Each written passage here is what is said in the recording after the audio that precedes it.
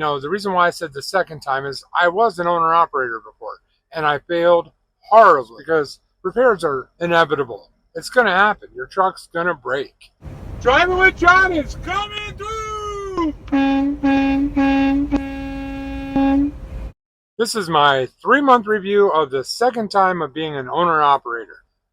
Before I get into it, I want to let you guys know I'm going to talk about the truck, the business side, and the trucking side in this video. No, the reason why I said the second time is I was an owner operator before and I failed horribly.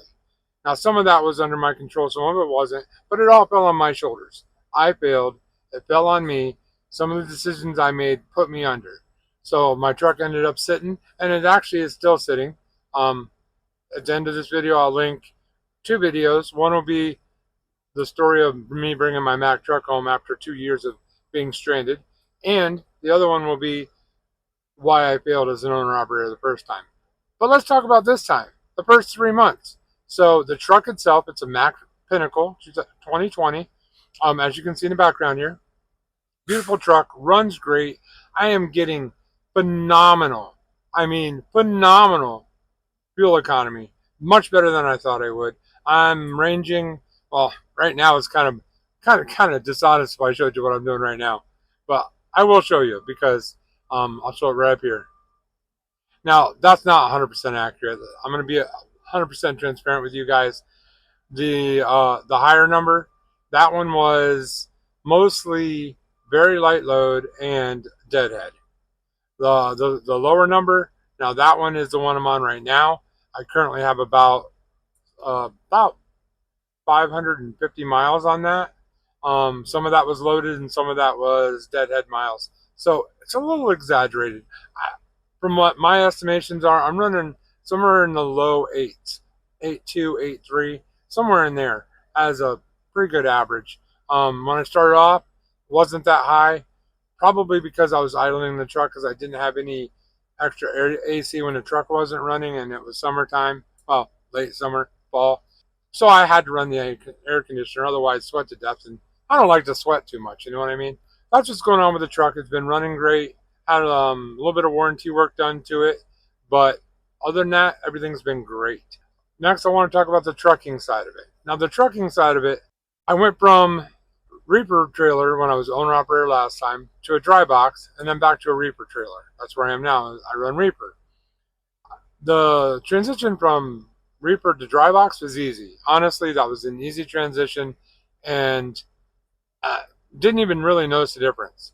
But when I went from dry box back to Reaper like I am now, that was a difference. I realized the schedule differences are night and day, literally.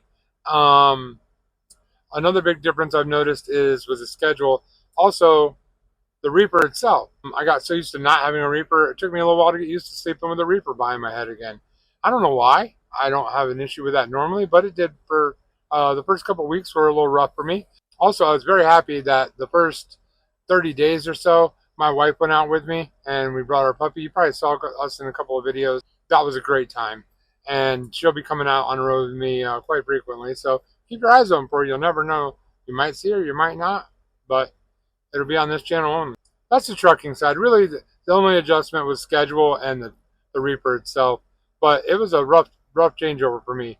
The schedule was so different. Now the business side. The business side, last time I failed, one of the biggest things I did was I didn't save enough money. The reason why I didn't save enough money is besides the point. Honestly, it's on me. I didn't save enough money. Well, I'm trying my best this time to not fall into that trap. So I've been saving money.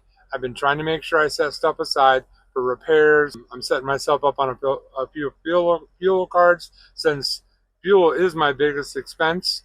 So far, I'm on 2 of them, starting a 3rd and a 4th soon.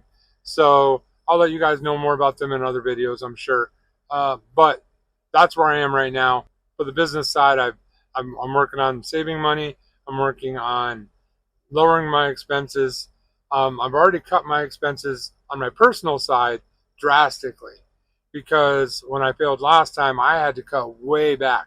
So I'm still running lean, and that's a good thing because the leaner I run at home, the less money that home needs, the more money I can make in my truck, which means I can save more, which means I can prepare for more repairs, because repairs are inevitable. It's going to happen. Your truck's going to break. It's a piece of equipment. It's a tool. It's a beautiful tool that I like very much, but it's just a tool. 3-month review, I'll say 2 thumbs up, everything's going well. And answer one question for me. I have one very important question for you. What does trucking mean to you? Are you more comfortable being an owner-operator? Are you more comfortable being a company driver? Or are you more comfortable being a carrier?